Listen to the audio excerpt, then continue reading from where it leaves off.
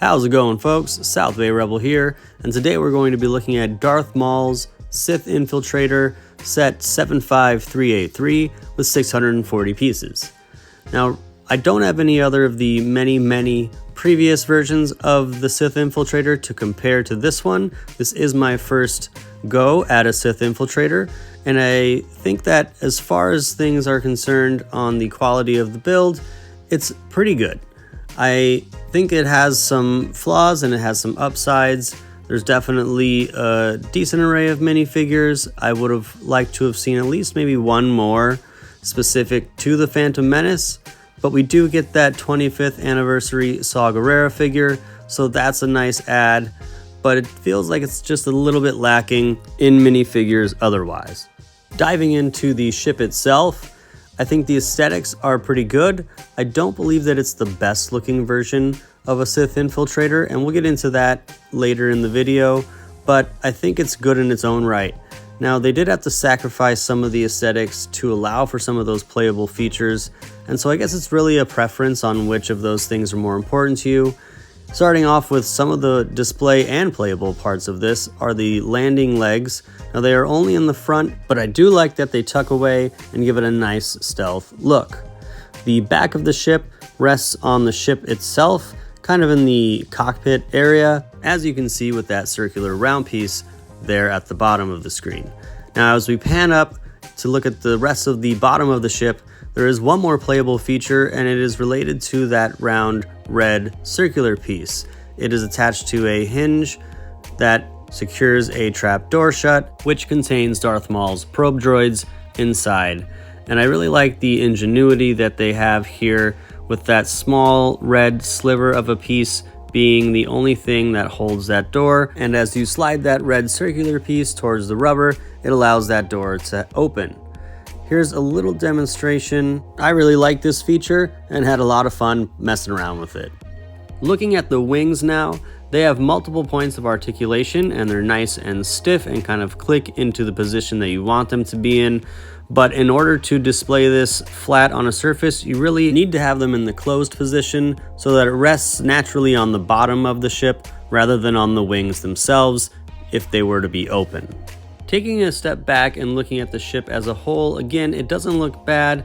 On the rear of the ship, you have some nice hatches and green pieces to give it a pop of color, as well as the red on the front of the cockpit right under that hatch, which is another nice contrast against all that gray. As we get these hatches open, first starting with the one on top, which is a nice printed piece, then the back one, Darth Maul's speeder bike is contained within. It can come out and then go back in to be stored very nicely, very compact, very sleek. I really like that playable feature as well. Switching angles now, just so we can give another perspective. There's that top hatch, which is that nice printed piece. It opens up and reveals the inside of the cockpit. And if you look straight down inside, you can see that there are even pieces to hold Darth Maul's lightsabers. And then there's that speeder bike again. So really like this playability feature. I think it's nice, it's compact, it works well with this set, and I really like it. This brings us to one of my first issues with this, which is that printed piece, and as nice as it is and nice to have them over stickers, which I think most of us prefer, the gray does not match. And unfortunately, as I'll point out later in this video, this isn't even the most egregious paint discrepancy in this set. But the misses don't stop there as we move on to the middle section of the ship, where you can see that that large protruding area just doesn't look very sleek. It's unfortunate they couldn't slim this down and give the ship a sleeker look, but it does come with a purpose, and it is because this is where they store those probe droids that you can release from the hatch on the bottom of the ship. They did make it so that this piece swings open, allowing the probes to be top-loaded from above, which is nice, and as we tilt the ship, you can see the probe droids inside, although I don't know why they couldn't have made this sleeker and just allowed for the droids to be loaded from the bottom hatch of the ship. Moving forward just a small bit from there, you see these really nicely integrated buttons used to launch these spring-loaded missiles or blasters from the very front tip of the ship's nose. and that was an area that they managed to blend in very nicely. I think that was a great example of where playability did not come at the expense of the visual aesthetics. Also, very swooshable for those who intend to play with this in that way. I think it looks great in the hand, flying around, and I think it's just a nice swooshable ship.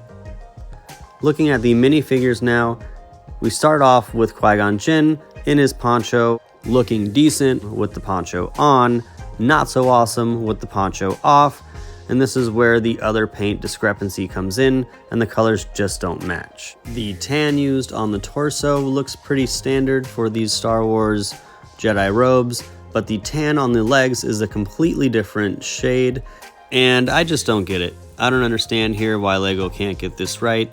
Even the color of the waist portion of the legs matches the torso, but the shade of tan on the legs themselves is nowhere near close. And to top it all off, the poncho doesn't match either of these two shades of tan. It's a completely different shade in itself. So really disappointing here how none of these shades of tan match, especially if you wanted to display Qui-Gon battling Darth Maul, because I'm pretty sure in that point in the movie he does lose the poncho, and so it's just adding insult or injury at this point, and pretty disappointed at that part as far as minifigures go. Now for Anakin, pretty standard Anakin figure, fun face prints for him on both sides. He does come with two, as did Qui-Gon, and he's pretty par for the course there. He's been a solid figure all along, not many big changes there. Although with that said, I do kind of wish they would have given him different colored legs just to add a bit of contrast. Now moving on to Darth Maul, and the big change with him is the eyes. They no longer have pupils, they're just a solid yellow. I think he's otherwise a good looking figure, and the eyes don't bother me too much. I think it stood out a lot more when they did it on the Hera minifigure, but on this Darth Maul, it's just not quite as noticeable. Next, we have what everyone's been waiting for, and it is Saw Gerrera. He of course comes with the 25th anniversary plaque or stand. I guess it could double as both if you wanted it to. He looks amazing. The nice custom printed cape is awesome. He's even got the shoulder pad piece of armor, which is cool. And he's got two face prints. The hair, I think it could have been a little wilder if they did a new piece, but I think this is a reused piece, and that's fine. But he's even got back printing, even though you can't see most of it with the armor and the cape on. And all around, this is just a solid figure that I don't think we would have gotten otherwise. So it's neat that they've incorporated this in as one of the 25 years of Lego Star Wars exclusive figures. And that's about it. That Saw Gerrera piece is really one of the biggest draws of this set. If you don't have a Sith Infiltrator in your collection and you're just dying to get one, then I'd say go out and get this for sure, even if you wanted to get it just for that Saw Gerrera minifigure. The ship itself isn't the best one that Lego's ever made, and I plan to try and put together with some of my spare bulk Lego one of the previous ships that I think looks better, which is set number 75096. I think that's probably the sleekest looking Sith Infiltrator that Lego has put out. Came with some awesome minifigures. I'd like to get my hands on those as well, but I'll settle for just making the ship for now and then doing a comparison video once that's all put together. So make sure you subscribe so you don't miss out on that coming in the future.